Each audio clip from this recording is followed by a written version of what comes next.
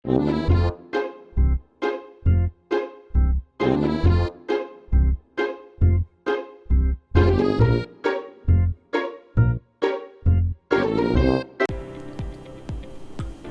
Swastiastu. Perkenalkan, nama saya Ika D. Hendra Widiata, nomor absen 17 dengan nomor NIM 2302612010-760. Nah, saya dari kelas manajemen A Gianyar. Di sini saya akan membuat video mengenai jawaban lisan UAS mata kuliah komunikasi bisnis.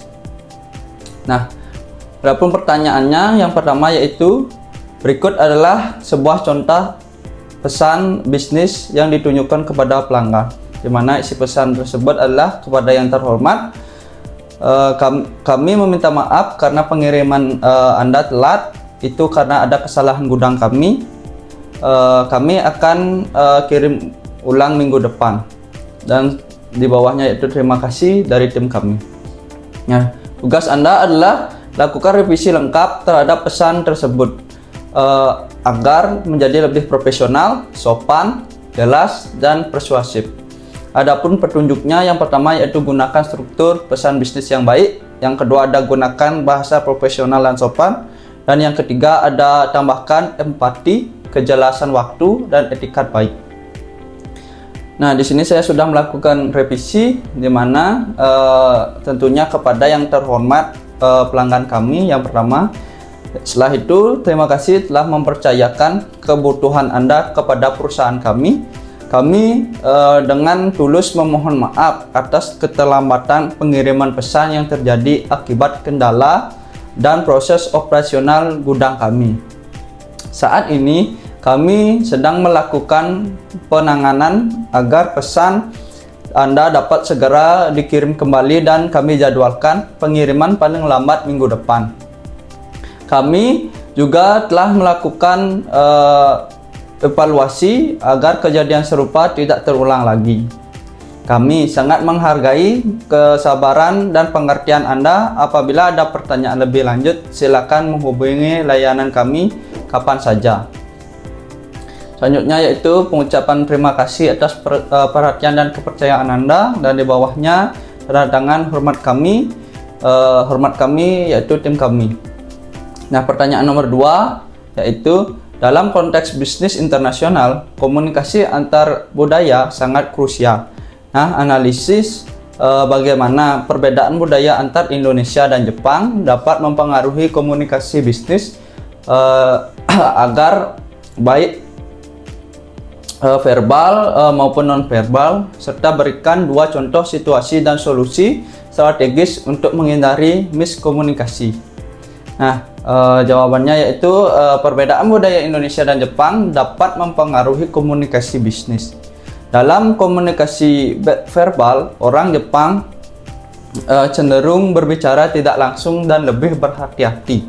Sementara orang Indonesia lebih terbuka dan komunikasi terbuka. Dalam komunikasi nonverbal, Jepang sangat memperhatikan gestur dan etika, sedangkan Indonesia lebih fleksibel. Nah, contoh situasi dan solusi yang dapat saya sampaikan, yang pertama yaitu ketepatan waktu rapat. Nah, orang Jepang sangat menghargai waktu, sedangkan di Indonesia datang terlambat sering kali dimaklumi. Nah, solusi yang dapat diberikan yaitu datang tepat waktu atau memberikan informasi terlebih dahulu jika terjadi keterlambatan. Nah, yang kedua yaitu saya contohkan cara menyampaikan pendapat. Nah, orang Jepang biasanya berbicara secara halus dan berhati-hati, sedangkan orang Indonesia terkadang lebih terbuka dalam menyampaikan kritik. Nah, solusinya yaitu gunakan bahasa yang sopan dan diplomatis agar tidak menyinggung lawan bicara. Selanjutnya saya lanjut dengan pertanyaan nomor 3. Buatlah contoh email profesional kepada klien yang sedang mengeluhkan keterlambatan pengiriman produk. Gunakan struktur email bisnis yang tepat dan jaga etika komunikasi. Nah, yang pertama yaitu subjeknya, tentunya permohonan maaf atas keterlambatan pengiriman. Dan kepada yang terhormat Bapak atau Ibu klien, terima kasih telah memesan produk di perusahaan kami. Isinya yaitu, kami mohon maaf karena pengiriman pesan Anda mengalami keterlambatan akibat adanya kendala dalam proses pengiriman. Saat ini kami sedang berupaya agar pesan Anda segera dikirim secepatnya. Estimasi pengiriman terbaru adalah minggu depan. Kami sangat menghargai kesabaran dan pengertian Bapak Ibu. Apabila ada pertanyaan lebih lanjut, silakan hubungi kami kembali. Setelah yang sebagai penutup yaitu terima kasih atas perhatian dan kerjasamanya. Format kami yang bertanda tangan di bawah yaitu nama pengirim ataupun customer service. Setelah itu saya lanjut ke pertanyaan nomor 4, yaitu sebutkan dan jelaskan 4 hambatan komunikasi dalam bisnis beserta contoh nyata dari dunia kerja, serta berikan strategi untuk mengatasi masing-masing hambatan tersebut. Nah, hambatan dalam komunikasi dan strateginya, yang pertama yaitu ada perbedaan bahasa. Hambatan ini biasanya terjadi karena penggunaan bahasa atau istilah yang berbeda. Contoh yang dapat saya berikan yaitu karyawan salah memahami instruktur atasan karena mempergunakan istilah asing. Strategi yang dapat digunakan yaitu dengan menggunakan bahasa yang sederhana dan jelaskan serta lakukan komunikasi ulang. Yang kedua yaitu kurangnya mendengarkan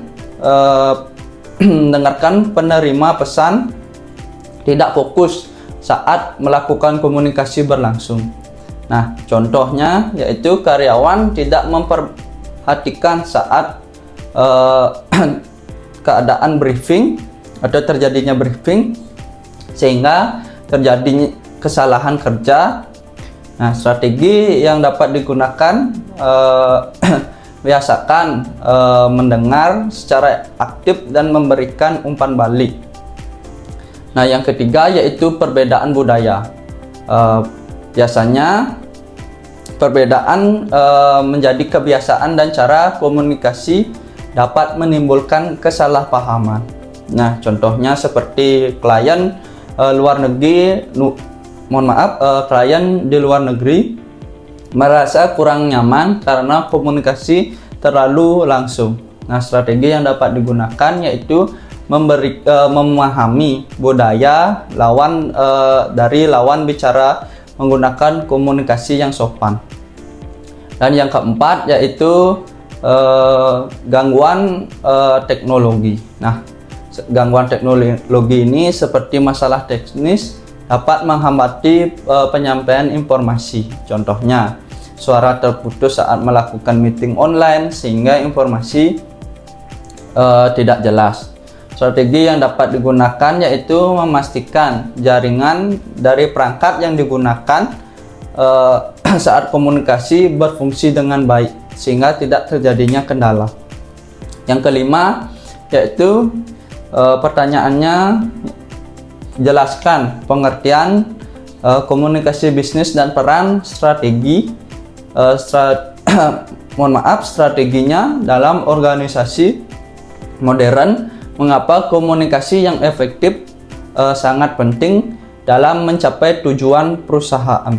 Nah, komunikasi bisnis adalah proses penyampaian informasi dalam dunia kerja untuk mencapai tujuan perusahaan. Nah, komunikasi bisnis berperan dan sangat berkontribusi serta dalam koordinasi kerja, penyampaian informasi dan pengambilan keputusan serta membangun hubungan yang baik kepada pelanggan maupun karyawan. Nah, komunikasi yang efektif sangat penting karena dapat mengurangi kesalahan, meningkatkan kerjasama tim, dan membantu perusahaan mencapai tujuan dengan baik. Sekian jawaban secara lisan soal UAS saya. Jika ada kesalahan kata maupun jawaban yang kurang, saya mohon maaf. Saya tutup dengan Prama Santi. Om Santi Santi Santi Om.